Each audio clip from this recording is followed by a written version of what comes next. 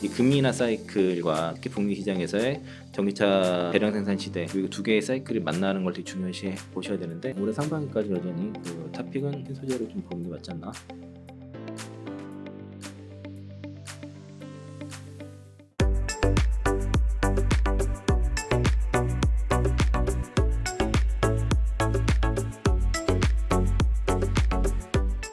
네, 안녕하세요. 저는 하이투자증권 그 강북 더블링 센터에서 근무하고 있는 그 이창환 영업부장이라고 합니다. 여기 한국은행에서 정리한 자료인데, 그 정책 결정, 경제 전망, 기자 간담회 내용들이 있는데요. 어쨌든 그 금리 자체는 동결을 했죠. 근데 이제 대체대표는 5월 발표한 대로 축소하기로 이제 만장일치로 결정을 했고, 그리고 이제 중요한 거는 이제 경기 전망 같은 경우가 어쨌든 그 3월 전망보다는 올렸다는 거예요. 물가 상승률을 소폭 상향 조정했고, 경제 성장률은 그 실업률도 이제 같이 동일하게 유지를 했다고 나와 있고, 그리고 이제 기자간담회가 가장 중요했습니다. 어차피 그 금리를 동결할 거라서 예상했기 때문에. 그래서 파월 의장은 어쨌든 그 전체적으로 약간 매파적이라는 얘기가 있긴 한데, 그러니까 현재 정책 기조가 충분히 제약적이고 금리 인하를 위해서는 2% 목표를 향해서 디스플레이션 진전에 대한 확실히 필요하다라고 이제 다시 강조한 거고요. 그러니까 뭐 예상한 대로였습니다. 그래서 특별히 변한 건 없는데, 여기 그 일단 그 여기 이제 하나증권에서 이제 김상원 애널리스트가 정리한 자료를 일단은 보면은, 일단 6월 FOMC 정책 금리 7차례 연속 만장일치 동결했죠. 5.25에서 5.50. 그리고 전체적으로 아까 경제 전망이 약간 매파적으로 수정됐다고 얘기를 좀 아까 한 거고요. 그리고 점도표가 올해 이제 연내 횟수가 이제 1회 3회에서 1회로 축소된 건데, 사실 요 1회 축소된 거는 어느 정도 컨센서스에 부합을 합니다. 이렇게 얘기를 했었고, 다만 이제 지금 올해 같은 경우는 그 횟수보다도 금리 인하 여부에 좀 더 초점을 지금 맞춰지게 됐고요. 그리고 내년에 다만 이제 그 중간값이 25bp 상향이 적용됐고, 그 26년 유지돼서 올해 있다는 인하 전망 횟수는 축소됐지만 3년 총 인하 횟수 후에는 동일한 거야. 그러니까 이제 25년도에 좀 더 한 번 정도 더 인하할 수 있는 것이고, 그 인하폭 자체가 이제 유지됐다는 것이 긍정적이라는 겁니다. 그래서 뭐 올해 좀 미뤄진 게 내년에 금리 인하로 가지 않을까 생각이 들고, 그리고 파월 자체가 이제 시장이 좀 과열할 때 항상 그 과열을 진정시키는 역할을 지금 했었는데, 이번에도 이제 6월 FOMC 회견도 유사한 상황이고요. 전체적으로 인플레이션 전망이 아직은 보수적으로 보고 있습니다. 그리고 이제 지금 이제 6월 달보다도 이제 9월 인하가 대체로 지금 가능성을 보고 있고, 또 늦으면은 뭐 11월 달에도 이게 있는데, 9월 인하로 보게 되면 6월 달, 그러니까 7월, 8월 달 그 경제 지표가 좀 중요하죠. 그래서 이제 지금 6월, 7월 달 특히 여기서는 이제 6월, 7월 달 경제 지표가 이제 대체로 인플레 지표가 양호하면은 9월 달 인하 가능하다고 좀 보는 것 같고요. 여기서도 같은 얘기 하네요. 그러니까 인하 시점 횟수보다 인하 자체가 중요하다 얘기를 하고 있고, 그리고 어제 이제 금리가 최근에 그 금리가 좀 떨어졌는데 4.1 정도가 일단 현재는 어느 정도 적정합니다. 너무 밑으로 떨어져도 안 되고 위로 올라가도 안 되고, 현재는 10년물 국채 수익률 한 4.1 정도를 어느 정도 이제 저점이지만 그 정도 유지하는 게 당분간은 이제 시장의 어떤 변동성을 좀 줄일 것 같고, 그리고 아까도 말씀드린 것처럼 그러니까 인하 횟수보다 지금은 올해 인하 여부가 더 포인트고, 그리고 올해 인하가 적더라도 내년도에 인하 횟수가 더 많아질 거다라고 좀 보시면 될 것 같습니다. 그래서 지금 그 FOMC 정책 금리 확률은 어떻게 아직은 그 연내 이 두 차례 정도로 좀 보고 있어요. 확률은 두 차례 정도로 조금 높은데, 이게 대체로 뭐 두 번까지는 좀 무리있지 않을까, 한 번 정도 가능성이 좀 있는데, 일단 현재는 두 차례 정도 가능성으로 좀 반영한 상태고, 그래서 지금 이게 이 금리 얘기를 하는 이유가, 우리가 이제 그 2차 전지 투자하시는 분들이 특히 이제 개별주 말고 큰 종목들 그 섹터 대표주들을 투자하시는 분들한테는 이 금리 인하 사이클과 또 특히 북미 시장에서의 전기차 그 대량 생산 시대, 이 두 개의 사이클이 만나는 걸 되게 중요시 보셔야 되는데, 그래서 이제 금리 인하가 언제 될지, 아니면 이제 앞으로 방향성이 어떻게 될지를 계속 체크를 하셔야 되고요. 이게 이제 늦어지면 늦어질수록 사실 그 종목별 특히 대형주들 지수 관련 섹터를 대표하는 종목들, 그런 종목들의 반등이 좀 늦어질 수 있으니까 금리 인하 여부는 상당히 좀 체크를 해야 된다라고 말씀드리겠습니다. 실제로 지금 그 수출 데이터 위주로 아직은 이제 북미 시장의 캐파가 많이 다 구축된 게 아니다 보니까 여전히 수출 데이터가 중요한데, 그 수출 데이터 기준으로 봤을 때는 좀 대체로 컨센 하회할 것을 보는 경향이 좀 있고요. 요게 인제 제가 인제 컴플라이언스 이슈상 이 증권사 리포트에 있는 내용에 가름해서 이제 얘기할 수밖에 없습니다. 개별 종목에 대해서는. 그래서 인제 증권사 내용을 가져왔고요. 배터리 3사 그 셀 3 사를 보면은 엔솔 같은 경우는 어쨌든 매출은 전분기 대비 좀 늘고 영업이익이 좀 증가해서 어느 정도 컨센 부합할 거다라고 보고 있고, 판가는 전분기 대비 20% 하락했지만은 판매량은 늘어나서 컨센 부합할 거다는 얘기를 하고 있고, 제가 인제 파악한 거는 사실 지난해부터 그러니까 엔솔 영업이익이 올해 3조, 지금 또 2조, 계속 2조대 초중반으로 좀 내려갔는데, 그때도 회사 쪽에서 들은 얘기가 올해 한 2조 정도 본다고 그랬었어요. 그게 AMPC 포함해서. 그러니까 AMPC를 빼게 되면은 좀 남는 게 없을 수 있다. 다만 이제 25년도는 성장을 한다라고 좀 얘기를 했었고, 그게 이제 지금 반영되는 거라 보시면 되겠고요. 이게 알으셔야 될 게 이제 그 엔솔 같은 경우가 원래 24년부터 26년까지 연간, 그러니까 유럽이랑 북미 전체 다 포함해서 그 나갈 셀이 10억 셀 정도 원래 예정이었고요. 그게 이제 유럽 쪽 물량이 급감 좀 줄어들면서 그 24년에서 26년까지 나가기로 한 셀이 지금 9억 셀로 정해져 있습니다. 그러니까 어느 정도 나갈 물량이 정해져 있어요.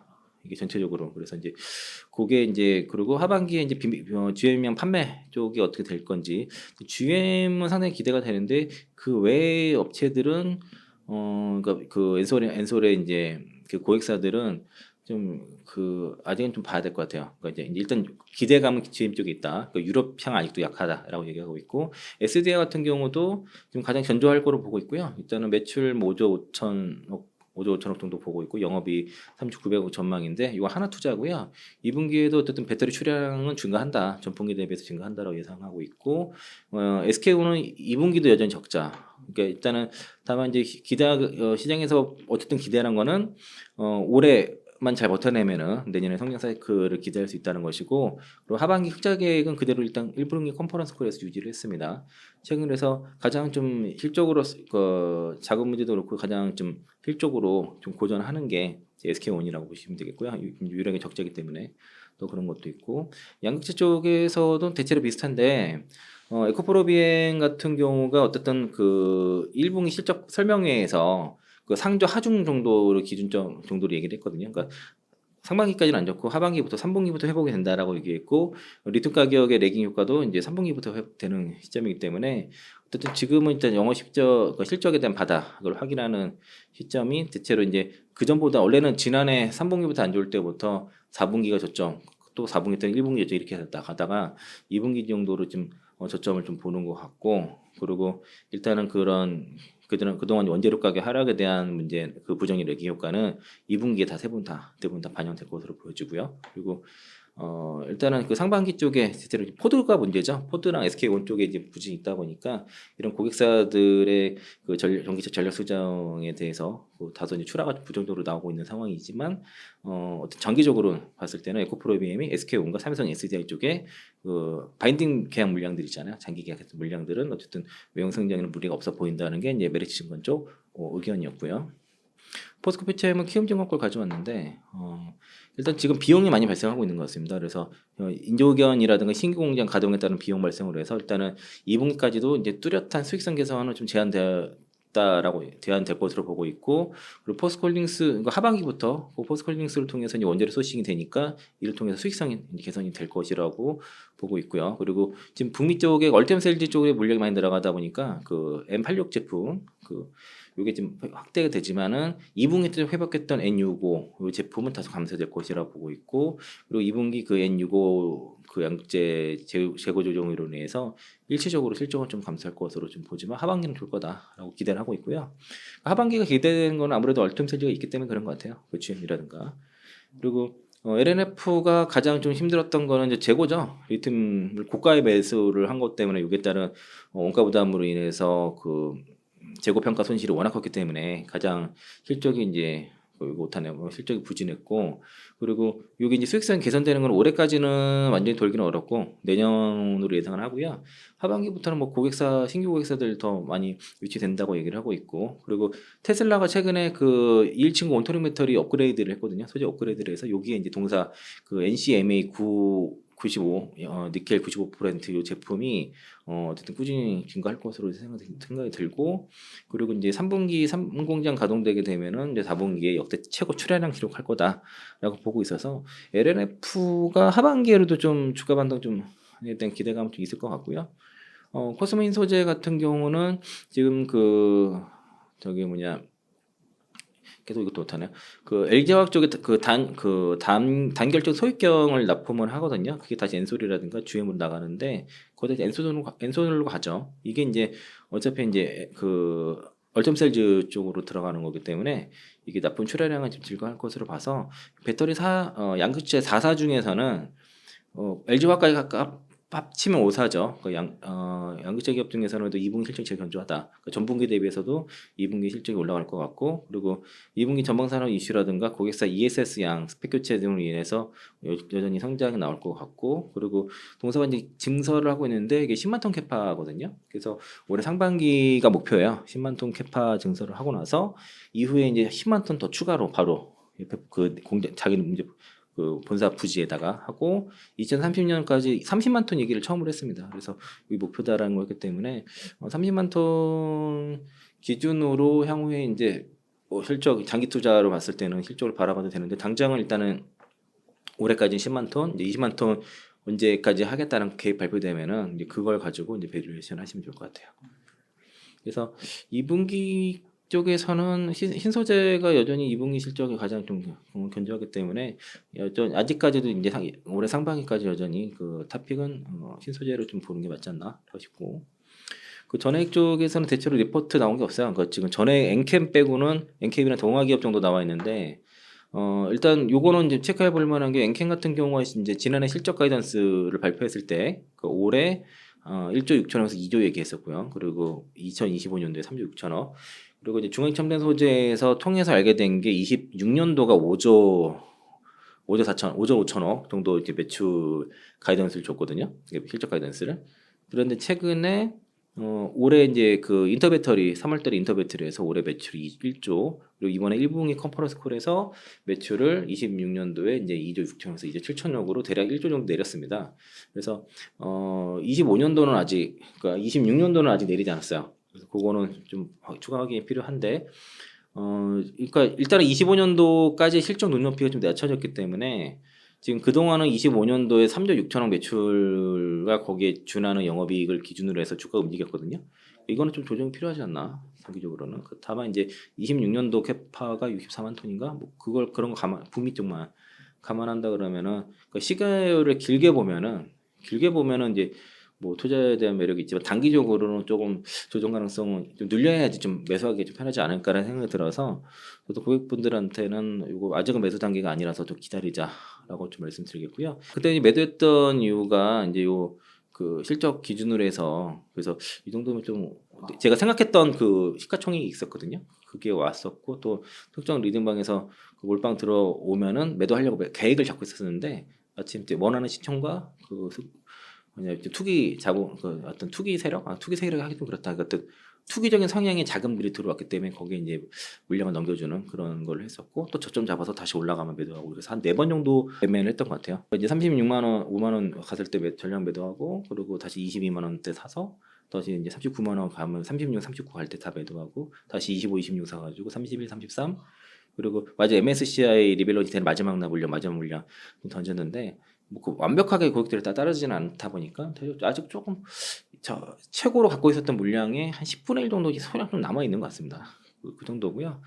그래서 엔캠 쪽은 전액보다는 다른 좀 이쪽 관련 밸류체인 쪽을 더 관심 있게 보고 있고, 덕산테코피아가 지금 전액 캐파가 이제 6만 톤에서 12만 톤까지 증설하는데, 요게 지금 지을 때 파이프라인을 한 번에 다 짓거든요. 그래서 미킹 장비만 추가를 하게 되면 12만 톤까지 단번에 증설이 돼요. 그래서 이제 그게, 그리고 홈페이지에 20만 톤까지 기재가 된 것 때문에 그래서 좀 최근에 좀 움직인 것 같고, 그리고 전액 첨가제는 본사가 하고 전액 쪽은 덕산 일렉트라가 자회사가 하는 거잖아요, 북미 자회사. 그래서 이제 전액 첨가제는 지금 1,000톤 캐파 확보한 상태고 4,000톤까지 증설 예정이다라는 것이고요. 또 최근에 그 삼성전자 쪽에 낸드 쪽의 업황이 좋아지는데 동사가 이제 그 낸드에 들어가는 소재 그 HCDS 요 매출이 증가할 것으로 예상이 되고요. 최근에 이제 바이오 그 비만 치료제 관련 그 바이오 중환체 실적도 좀 기대가 되는데 다만 지금 아직 전액 쪽은 매출화 전 단계고 그리고 지금 그 얼마 전에 공시에서 그 전환 보유 중인 전환사채 125억 재매가 검토 중이다라고 얘기가 나오면서 최근에 좀 주가 좀 주춤하다가 어제 좀 급등 나왔다가 오늘 좀 쉬는 모습이네요. 그리고 솔블레홀딩스는 그 지난해 3월에 착공한 인디애나주 전액 공장이 완공 단계에 진입을 했고 고객사 요청에 따라 이르면 이제 연말부터 양산 돌입할 예정이다. 그리고 현재 생산 능력은 58,600톤인데 인디애나주 공장 가동되면은 13만 8,600톤 2배 이상 증가한다는 것이고요. 요 내용들은 다 그 기사에 있는 내용들입니다. 그리고 요거는 이제 회사에서 발표하는 내용들을 제가 정리한 거고 동아기업만 NH투자증권에서 리포트가 있는데 지금 요것만 지금 현재 매수기는 홀더로 돼 있어요. 그 업황 부진과 그 전액 부분의 전방 수요가 부진해서 단기 실적 둔화가 예상이 되고 그리고 목재 부분은 어쨌든 급격한 악화에 이제 가동률 조정이라든가 원가 절감을 대응해서 어쨌든 지금 여기 한정된 자원을 통해서 이제 전액 쪽에 투자를 하고 있는데 아직 그 사업 포트폴리오 재편이 좀 예상 대비 좀 순조롭지 않은가 봐요. 거기 좀 지연되는 것 같고 어쨌든 목재 부분은 2분기에 빠르게 흑자 전환할 거 예상되지만은 여전히 그 건설업계 관련되니까 업황 자체는 계속 부진할 것 같고 그리고 전액 부분 현재로서는 이제 전방 수요가 조금 다소 회사 입장에서는 부진하고 판가락으로 인해서 일단 단기 실적은 둔화가 전망이 된다라고 해서 최근에 못 움직이는 게 이제 그 NH 투자증권에서 리포트를 내면서부터 지금 그 주가가 못 움직이고 있습니다. 그래서 지금 요 증권사에서 목표가를 제시한 게 지금 동아기업 하나밖에 없어요. 나머지는 다 커버가 안 되거나 목표가 제시가 없는 그런 종목이다 보니까 이제 이상하게 제시된 것만 안 가네요.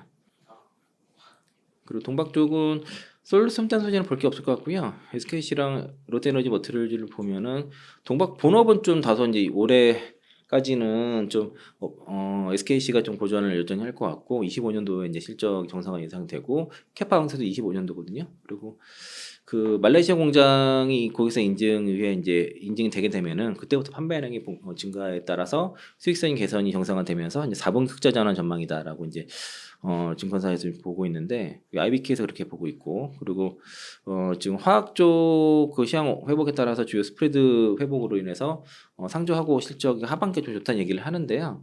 근데 일단 동사가 이제 ISC라는 반도체 소재 업체를 인수를 해서 이게 이제 고부가 러버 소켓 판매 증가라든가 CMP 패드 수요 회복 등으로 해서 이제 그 ISC 쪽은 매분기 이제 증익 추세로 이제 갈 것 같고 중요한 거는 사실 지금 SKC가 움직이는 거는 그 글래스 기판 쪽이에요. 신사업 쪽에.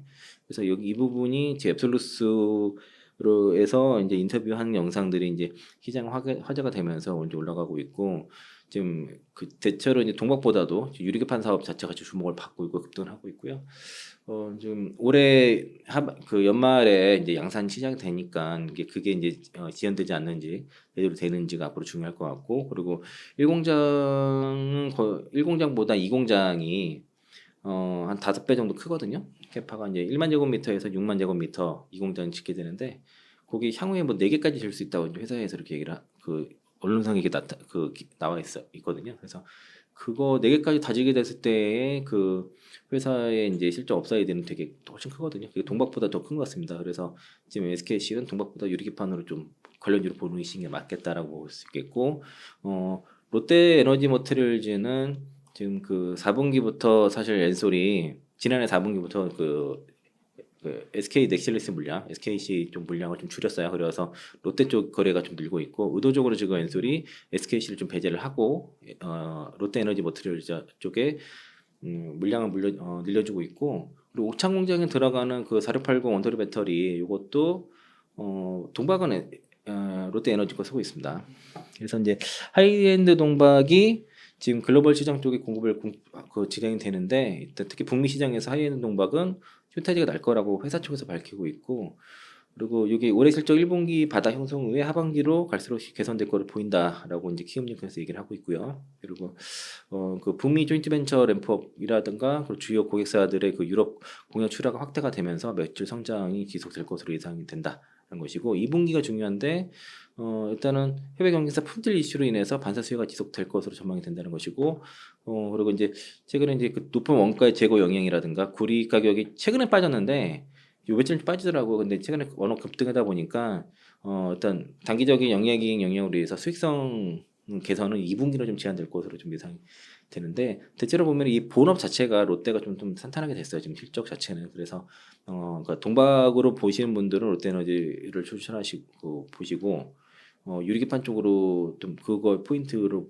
본다 하면은 얘가 실제 대장주니까 SKC 보시면 좋을 것 같습니다.